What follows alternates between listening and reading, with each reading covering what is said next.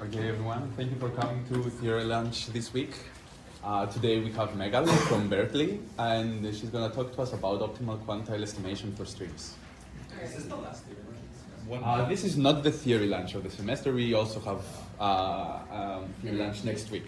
Yeah, there's Vinny speaking next week, right? Yeah.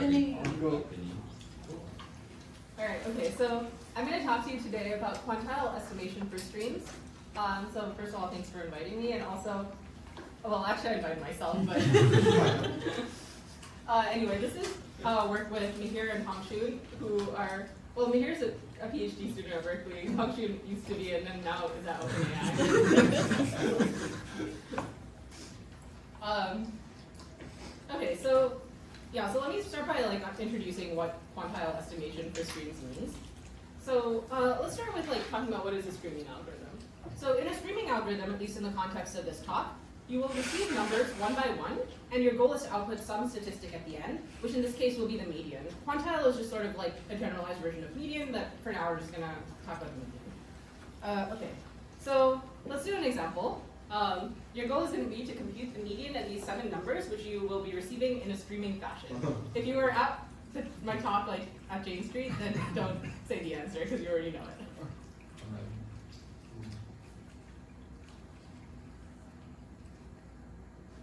All right.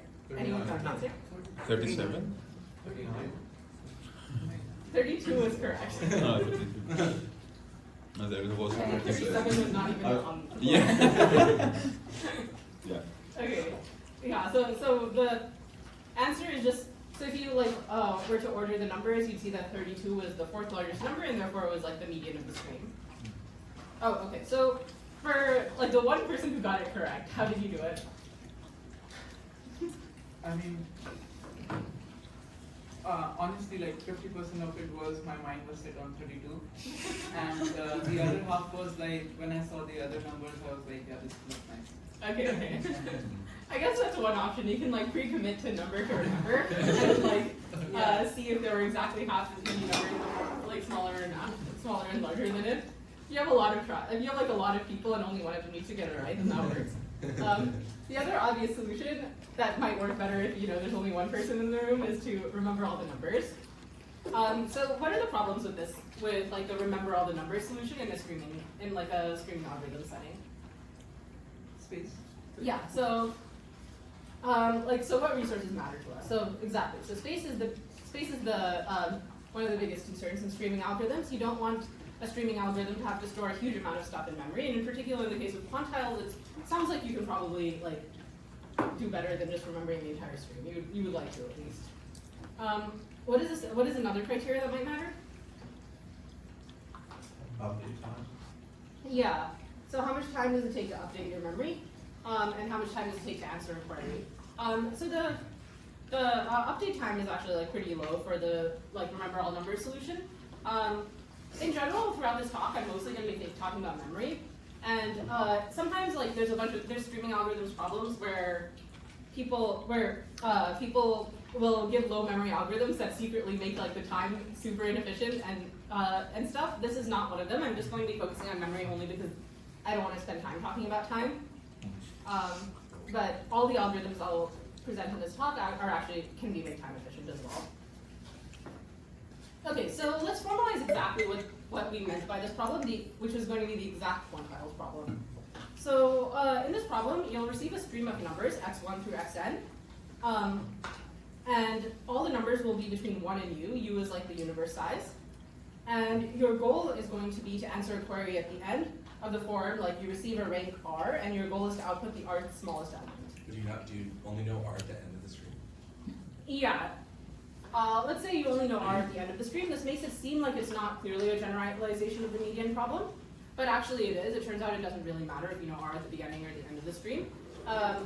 The reason for this is you can pad the input with some number of zeros at the end, and that will basically be the same as shifting r around, and the complexity shouldn't really change. The complexities you're going for are log scale, so it shouldn't really matter if you double lower the input or something. I mean, sorry, I was just asking because, okay, presumably you could get a sketch and then ask for the rth smallest element for all r from 1 to n, and this reconstructs the stream. But you don't, maybe the success probability is not good enough to let you do that or something. No, that's exactly correct. So the next thing is, if you're trying to solve the exact quantiles problem, you cannot do better, and for basically exactly the reason you just said. That you could be forced to output every element of the stream, and therefore you cannot do better than remembering the whole stream. But like, I promised you an interesting algorithm, and I also promised you, the title I promised you was also not exact quantiles, so can anyone guess how are we going to modify the problem? You have an unused parameter epsilon. That's a good point. That is a hint as to what the modification to the problem is. So we're going to be talking about the approximate quantiles problem. In the approximate quantiles problem, your goal is not to necessarily output exactly the r element, but anything between the r minus epsilon nth smallest element and the r plus epsilon nth smallest element. So for example, in the case of median, instead of outputting exactly the 50th percentile element, you can output anything between, let's say, the 49th and 51st percentile element. So, a slightly higher fraction of you would have been correct on the original stream if we were allowing 39 as a valid answer. I guess U was kind of mildly unused in the previous one also. Well, I guess it was implicitly used to store the numbers, but. Yeah, I guess the actual complexity was nlogU, right? So in that sense, it was used. Yeah. But yeah, epsilon was very much not used in the previous slide. Wait, up to. Oh, I see. Okay. So your goal is to output something between the r minus epsilon nth smallest element and r plus epsilon nth smallest element. And you can also, this may be useful throughout the rest of the talk, but you can swap the direction of the query, and you can be given you can be asked for an element, and your goal is to output its rank up to plus minus epsilon n.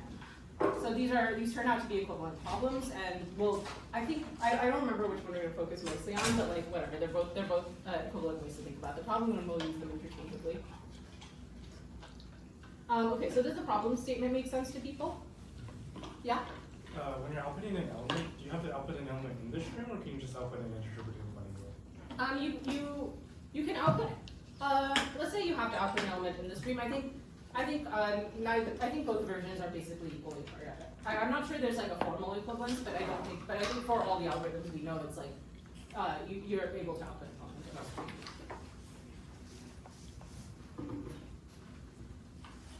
Okay. All right. So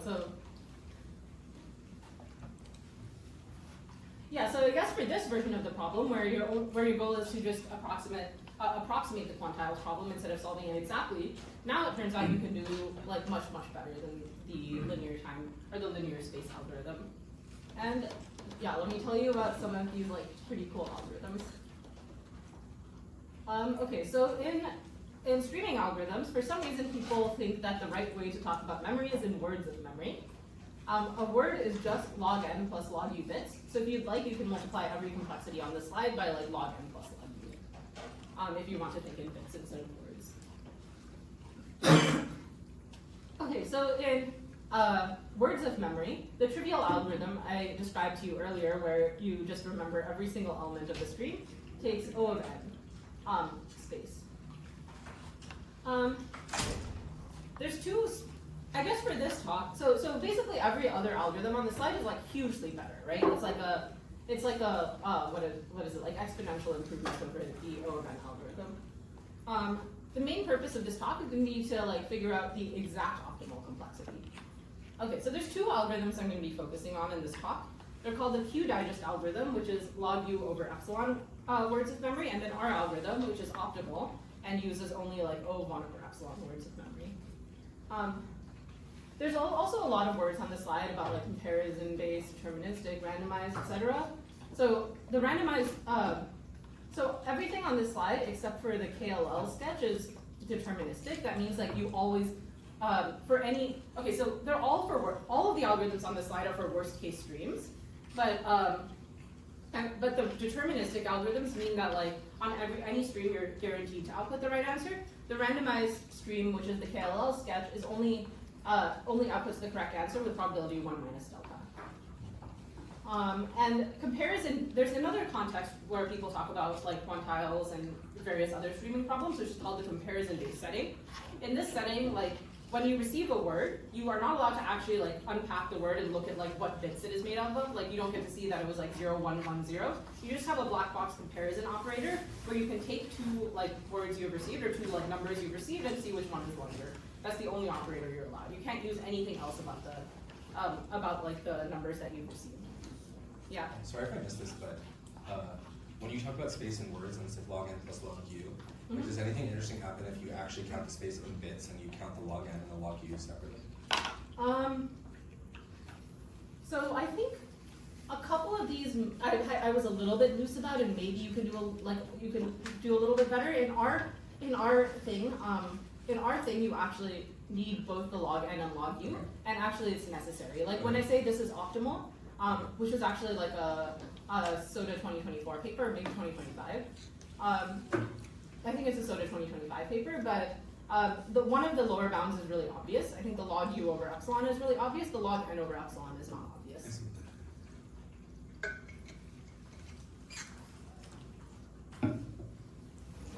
Yeah, so I guess in this talk we're going to be focusing on like the non-comparison based setting, which is the one where you actually get, when you receive like a number, you actually get to like look at the bits that make it up.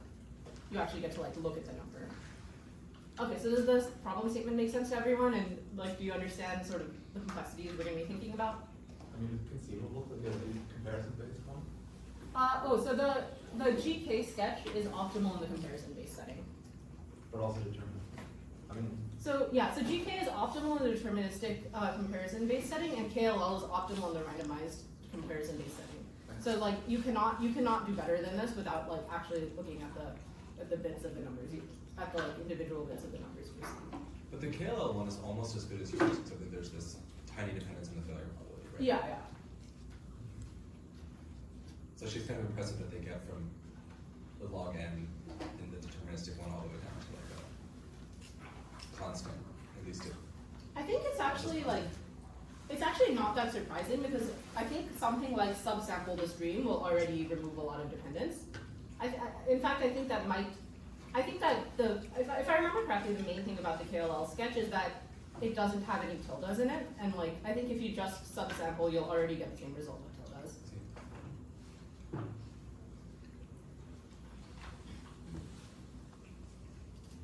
Okay, cool. So let me start now. Now let me move on to telling you about the QDigest sketch. This is the first cool algorithm we'll have in this talk.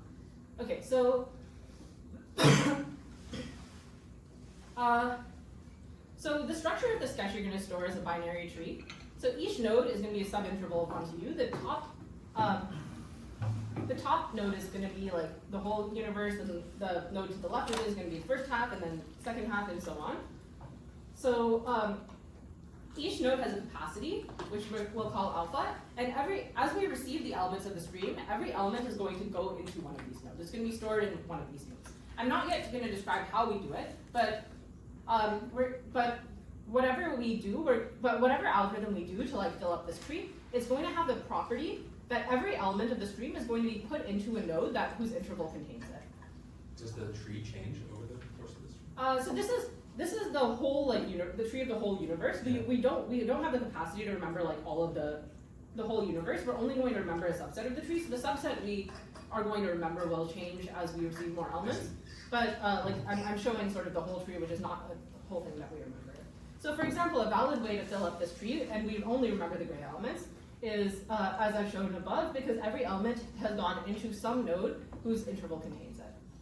I haven't yet described how we're going to fill it up, but this is like do you see why this is like a valid configuration?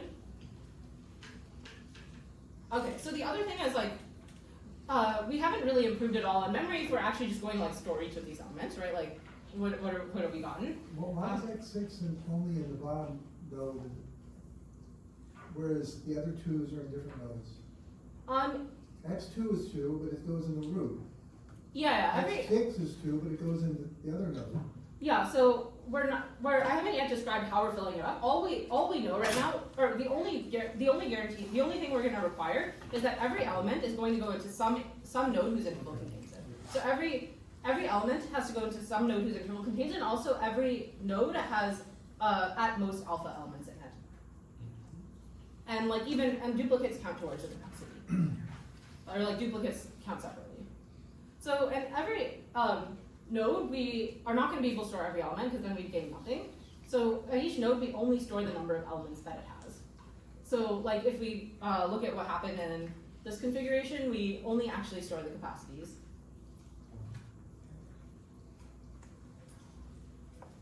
Okay, so let's talk about like why this does anything. So how do we, so our goal is to be able to answer rank queries. So if we want to find like the rank of x, how many elements are less than or equal to x, we can add up the count of all the nodes that are smaller than it. Does anyone see, I guess I've already kind of shown it, but does anyone like see why it works, why this strategy should work?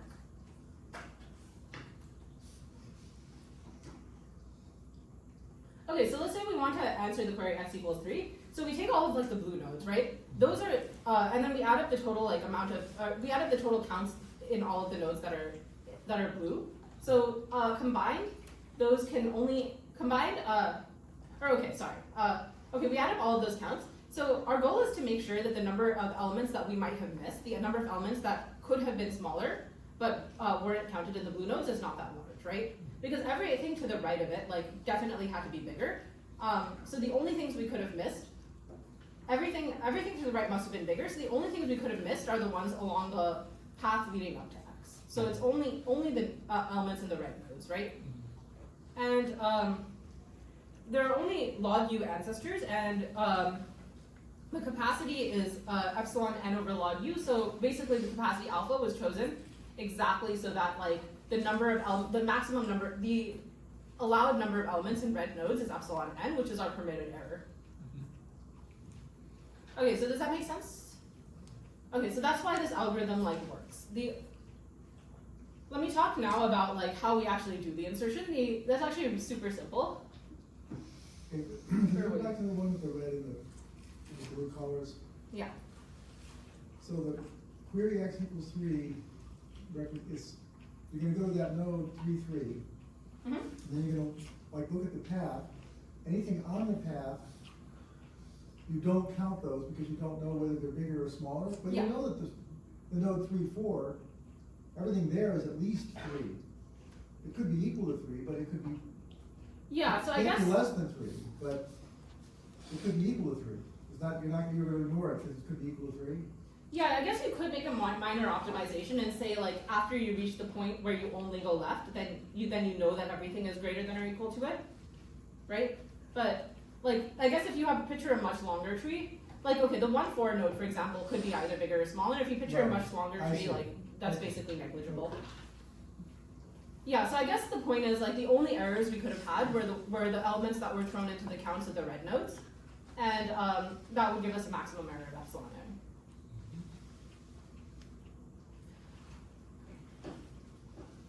Okay, so the way we do insertion is pretty simple.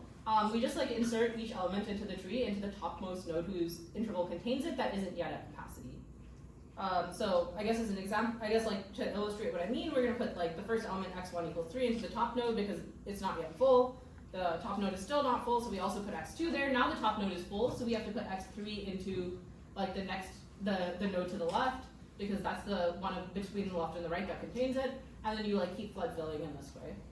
So does that algorithm make sense? I haven't yet told you like why this is going to be like space efficient, but does the like algorithm to fill make sense? Okay, cool. So, why is this not implementable using comparison? The problem is you can't set up the structure of the tree because the structure of the tree involved like taking the universe size, splitting it into 2, and so on. I see. Well, I guess you're not allowed to.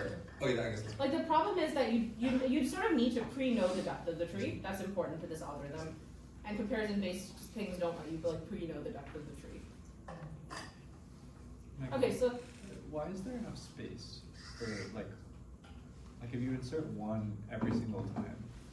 yeah, so that's a subtlety that I glossed over, which is that okay, so if we go back to the previous slide with the red, we only actually the bottom nodes actually have infinite capacity because when we're evaluating the error, we only care about the path leading up to the node 3, 3. We don't actually care about how many elements are in the node 3, 3.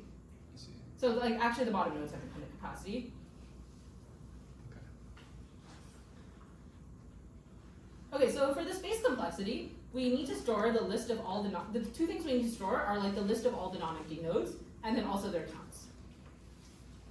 So the counts are going to take log n bits per node because, or I guess technically log alpha bits per node because there's the capacity is up to alpha. And the number of non-empty nodes. So the number of non-empty nodes, you can sort of heuristically think it might be n over alpha because alpha is we have n total elements and each node has about alpha elements in it. So that's an informal way of seeing it. But a more formal way of seeing it is that for every non-empty node, its parent must be full.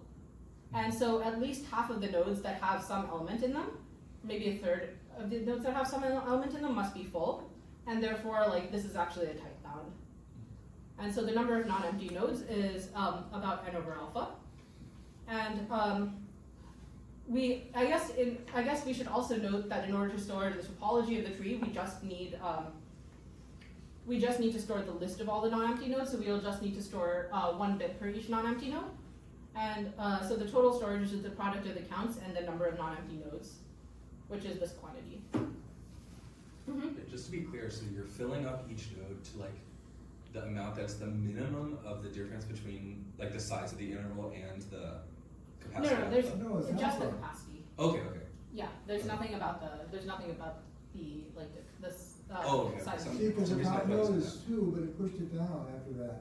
Yeah. Okay, yeah. So I guess this is a good time for Are you everyone. doing a heap order or something of this tree? Is that what you? And then 1 bit for each node, whether it's empty or not. How do you tell? How do you make a list of empty nodes? What's the data structure for that? Yeah, so I guess so your top you for your top node you have a yes, and then for each node you just say do you include its left child and its right child, and you recurse on that. So let's say I say so I include the top node and then I include its left node, so I write down an L, and if I want to include the left of that one, then I write another L, and now I'm at that node. Yeah, I guess I don't know what the data structure is called. Does anyone know what this data structure is called? But it's a pretty standard data structure, I think, to be able to store the topology of a tree using 1 bit per node. The topology of a binary tree using 1 bit per node. All right, are there any other questions? This is a good time to clarify if people didn't understand anything about the algorithm so far. Okay, so the goal of our improvement, so I guess the total storage of this is epsilon inverse log U log n. The goal of our algorithm is to reduce the amount of space needed to store counts. In particular, we're going to try to take that log n there and turn it into a 1.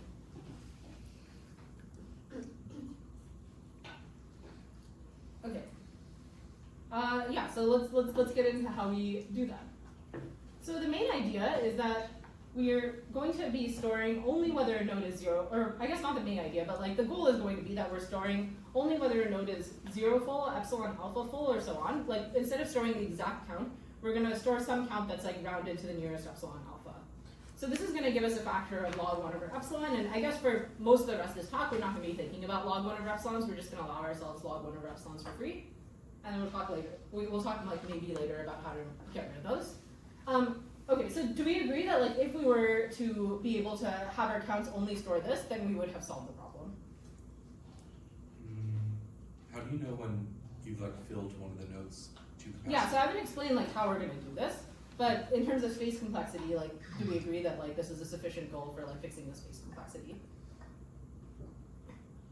So instead of inserting all the elements individually, what we're going to do is insert in batches of alpha, of size alpha, and then at the end of each batch, we're going to do some black box processing on this batch of size alpha. And at the end of this black box processing, we're going to we're going to have figured out some counts for how much to update v1 through v4, v1 through vk, and then and in intervals that are in multiples of epsilon alpha. So I guess let me explain what v1 through vk are.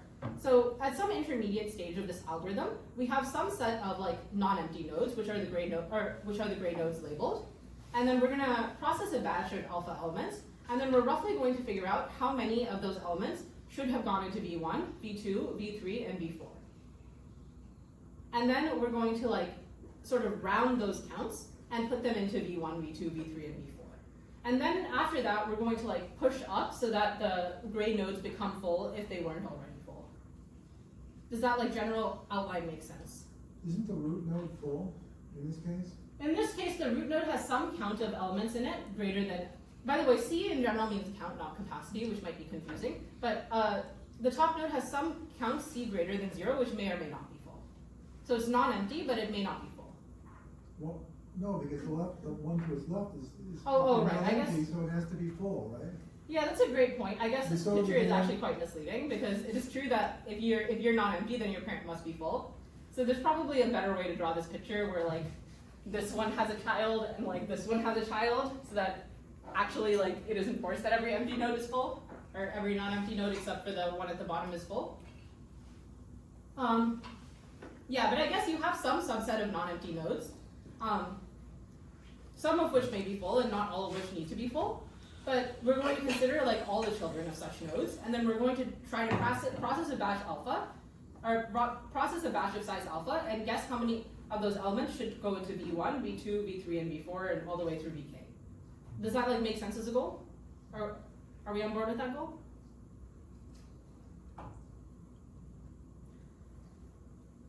Yeah, and at the end of that, our goal is going to be to increment each Vi by exactly a multiple of epsilon alpha. Like it is possible that the batch didn't actually contain a multiple of epsilon alpha elements that go into like a given Vi, but like we're going to round the counts in a way that we're hopeful that this will work out, or we're hopeful that things will work out. Does that like make sense now? So what if the batch has alpha plus 1 that is supposed to go to some node? Does it just keep that extra 1 for the next batch or something? The batch. You want to keep those exactly at 0 full, alpha, epsilon, A, alpha full, and so on, right? It has to be exact. Those are exact numbers. Yeah. So at the end of once we figure, let's say we knew these counts exactly, we're going to round them in some ways so that we're not going to keep elements for the next batch. We're just going to round them. You won't be able to fill up. You won't be able to like add the count of Ci, add the count Ci to Vi exactly. You're going to have to add like some rounded version of it, some approximate version. Yeah. So it's unclear to be exactly what you're allowing to have the approximations. Yeah. And We're not going to get allowing the approximations. we're going to get into exactly what I mean by approximate version in the next slide. So I haven't defined that yet. But the goal is going to be to add some approximate version. Yes. I guess, so each node can be up to like epsilon alpha off each time. Is it? I'm not sure it's clear though that like this is acceptable, right? Overall, Yeah, exactly. right? So these questions about approximation will hopefully be answered on the next slide. Okay. So the exact sense in which we will need to, so the true counts, let's say the true counts that we received in that batch for each of those nodes V1 through Vk were Ci. Then we need to find approximate counts Ci prime that satisfy the following condition. We need the C1 prime plus ... Ck prime to be within epsilon alpha of C1 ... plus Ck. So you need all the prefix, because if you kind of look at what the quantiles algorithm is doing, it's like adding up a bunch of prefix sums and wanting to say that those are only off by a factor of like 1 plus epsilon, and this kind of preserves that property. You're gonna get instead of being off by epsilon, you're gonna be off by 2 epsilon or whatever. But this like sort of makes sense for why the prefix sums are the things we care about.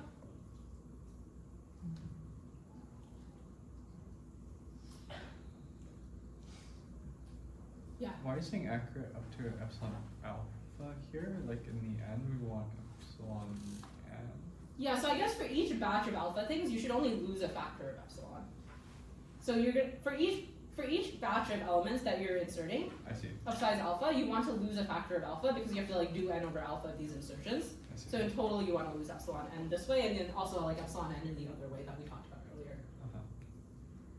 So does it make sense why the criteria we care about is that these like fake counts that we're adding that are multiples of epsilon alpha must satisfy, the only condition they really need to satisfy is that C1 plus ... Ck is within epsilon alpha of C1 prime plus ... Ck prime. And when you say C1 to Ck, does that mean like the correct counts in like the ideal version where it actually there's no approximations, or do you just mean exactly. That? Those are Ci is the true number of elements within those like alpha elements that would have been inserted into Vi if we were doing perfect counting. Okay, so I've been told that if someone asks you a question and then okay, I'm gonna ask the question, does anyone see where this is going? And I've been told that there's always that there's the same correct answer to this every time, and it is the correct answer here. What? That makes no sense. Where Okay, does this okay. go? Does anyone know? Does anyone see where this is going?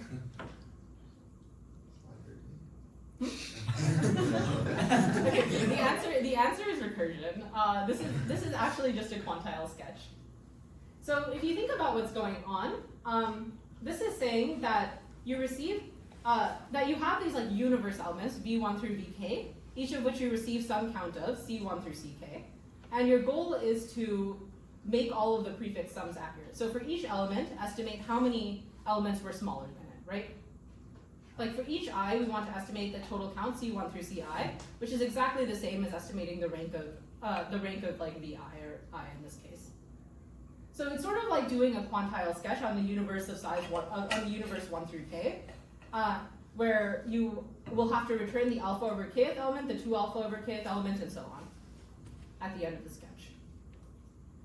I'm going to pause here for a second because this is the key. Are those the groups of size epsilon that we had in the previous slide? The What do you C1 mean? through CK, where's K coming from? K is the total number of, so K is the total number, so we defined the VIs to be like all the nodes that were children of non-empty nodes. So so K is the number of nodes that are children of non-empty nodes. The number of empty nodes that are children of non-empty nodes. Those are all sort of the things we're going to be thinking about inserting into during a batch of size alpha. Yeah? There's a bit of a tangent, but like when you're computing the total space usage, your algorithm will have like some additive term of log n over epsilon bits. For what? That is fine because there is a lower bound of log n over epsilon, but what is it coming from? Yeah, like actually a couple slides ago we were like, okay, we all clear on the space count. I didn't actually see like why this algorithm would use, like it should use log u over epsilon plus log n over epsilon, right? Mm-hmm. And I only saw why I used log u over epsilon plus log n.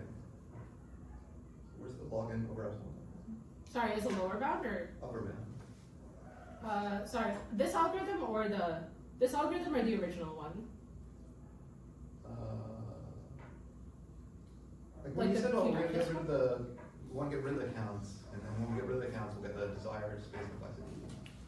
It seemed to me that if you got rid of the counts, you would get like better than the claim. Oh, you're saying like if we got rid of the counts, we would just get log u over epsilon plus like log n? Correct. We're gonna need a log n from somewhere else, probably. Log n There'll be some analysis at, there'll be some analysis at the end. I can't remember why, but there'll be some analysis at the end, so I'm sure that we'll answer that question eventually. Okay. I forgot, I'm blanking on what the answer is. Yeah? Why do we care about the children of non-empty nodes instead of the children of full nodes? We want to make sure that within this batch of size alpha, like we cannot overflow one of the nodes that we're looking at. So it's simplest to look at the children of non-empty nodes. Because you can always push up, but you cannot really like push down if you lost precision. Okay, does that make sense? Okay, yeah, so do you guys see why this is just another quantile sketch? Like this is just now a new quantile sketch where your universe is 1 through k, and your goal is to return like those specific elements. And how large is K? That's a great question. That's exactly like where we're getting our advantage. K is approximately log u instead of being u, and that's actually exactly where our advantage is coming from. Anyway, to picture what's going on, like we've basically taken this like tree we had, and then we've decided to run a quantile sketch on these like k elements, where k is like a lot smaller than the original u, so that like lets us like shift this tree, and ultimately this tree is like much smaller than our original tree, and then we just like run a quantile sketch on that, and then hope to gain some advantage from that. So okay, so let's like analyze the memory of this algorithm. So there's two things. There's like the inner Q digest, which is, so I guess if we want to solve a quantile estimation problem on like the inner tree and the outer tree, or the inner like Q digest, the inner insertion procedure and the outer insertion procedure, we can just like run a Q digest on the inner, on the batch itself, right? So we want to solve a quantile estimation problem on that batch, so we're just going to run a Q digest. So let's like look at what the parameters of that were. So the parameters of this inner problem are, the number of elements we're going to insert is alpha. The universe size is the biggest advantage, which is that it's going to be the number of like children of non-empty nodes, which is going to be n over alpha, which is approximately, so u prime is going to be epsilon, O of epsilon inverse log u, if you actually compute what that is. Well, for now, since we're only doing one layer of recursion, we can just use the same epsilon at each layer, and then only like blow up by a factor of 2. So we can take our epsilon to be the same as the previous layer. And then the total space usage of this inner Q digest is going to be this quantity. Because the main thing is, like, instead of taking log u, we now have like log u prime, which is log u. The outer Q digest stores counts in only multiples of epsilon alpha, which was exactly our goal. We were trying to not store the exact count, but rather just store multiples of epsilon alpha, so we're going to get like O tilde of 1 bits per node. And so the overall total space is going to be O tilde of, okay, now I'm trying to figure out why the answer to Ryan's question. Well, don't you have to log in over epsilon in the uniform? Yeah, so why did we get an epsilon, why did we get a log in there? Because you're not recursing it? Like, I mean... Oh yeah, because in the inner tree we need to store counts still. Yeah, okay, cool. So yeah, because of that, I guess we keep the log n over epsilon because on the inner tree we still need to store counts. And the inner tree is going to have at least 1 over epsilon nodes. Okay, so then the overall space complexity, so I guess for the outer tree we have this, and the inner tree we have this, so the overall complexity is just the sum of the two, which is going to be this many words. And remember, words we are allowed to multiply by log n plus log u. All right, so this is a good place to see if anyone has questions. So if you want to get rid of the log u, can you just do this more times? Yeah, so there's a few things now for the space complexity. So yeah, the first thing is like how do you get rid of the log u? And that's exactly what you said. You just keep recursing, and you can. Okay, so I guess the first thing I'll say is if we keep recursing this, we would need to recurse log star u times. So naively, we would end up getting like. We would end up getting like a factor of log star u, which you can like, if you just care about the tilde, you can like shove it into the tilde. But like naively, you actually get a log star u. You don't get like the optimal space complexity. So to reduce that, you actually like, I guess you can, it's not that complicated. You just like have to tune your error parameter at each layer. So previously I said you want to use like the same error at each layer, and so if you were to solve for it, you would want to use like epsilon over log star u at each layer in order to make the total error epsilon. But you can actually like geometrically decrease your errors, and it turns out that it will still be the case that everything else converges as long as you decrease like slowly enough, and you can actually get rid of the log star u term by just like changing your epsilon parameter at each layer. The harder part is losing the polylog epsilon inverse. There's like a few different places it shows up. The most obvious one is that we had to remember like counts at each node up to a multiple of epsilon alpha, and those required, that itself already gets you a factor of log 1 over epsilon. So you need to figure out a way to only store if a node is empty or full, which is, you end up having to make your batch sizes, instead of being size alpha, they'll have to be like size alpha over epsilon. And I won't go through exactly what you need to do, but like you can do some stuff, and ultimately it does work. You can get rid of that factor. The other thing is like you'll end up with a different source of a log 1 over epsilon factor that you also need to deal with by like changing what the base layer of the recursion looks like. And these points are not so important. I feel like the main point is to like understand what happened, is to like understand that we did like a recursive thing to get the log u down to a log u. That's like the main takeaway I want from this talk. But you can get rid of all of the terms and get all the like error terms and get everything to be optimal. Yeah? I guess to process a batch, do you have to store all the elements in the batch all at once to do that? So when you're processing the batch, you don't need to store all the elements in the batch. You basically are just running another quantile sketch on it, right? Like you're just running another quantile sketch where, yeah. So I guess that was the thing that was happening. You're in order to process the batch, you're running a new quantile sketch, and now you're not storing all the elements in that. You're using like this like Q digest algorithm again in order to do that. Okay. So your complexity will be like vastly improved. I mean, you don't have enough space to even store a single batch, right? Yeah, you can't store a batch. You just like process it as its own quantile stream. Does that make sense, or something still not clear?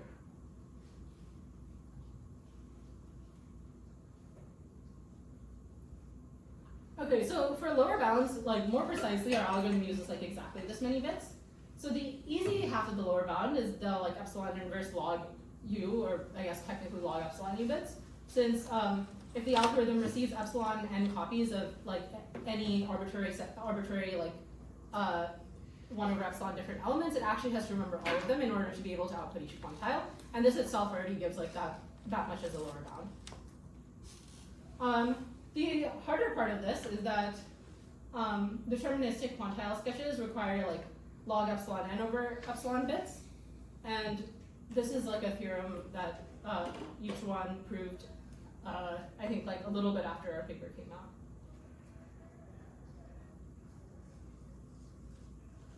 out. If you want to be randomized, you can get rid of both in our algorithm and in the lower bounds. You can like turn most of the log. I think you should be able to turn like basically all the log n's into log n's, but it like sort of doesn't matter because like log u is probably already large enough, and these are all additive anyway. But yeah, I'm just pointing out that if you wanted to be randomized, you can use like some sort of approximate counters and turn all of the log n's into log n's. So I guess yeah, this is the main theorem. Any questions?